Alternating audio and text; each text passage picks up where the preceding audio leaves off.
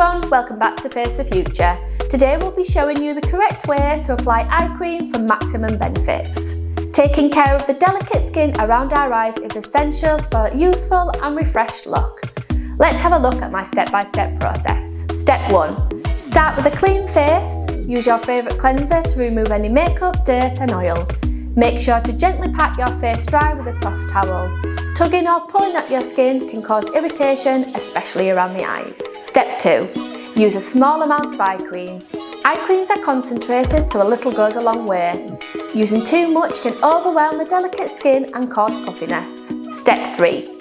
Dab and dot the eye cream around your eyes, using your ring finger, which applies the least amount of pressure. Gently dab the cream along the orbital bone. Avoid getting too close to your lash line, as the product can migrate into your eyes and cause any irritation. Use light tapping motions to help the cream absorb into your skin.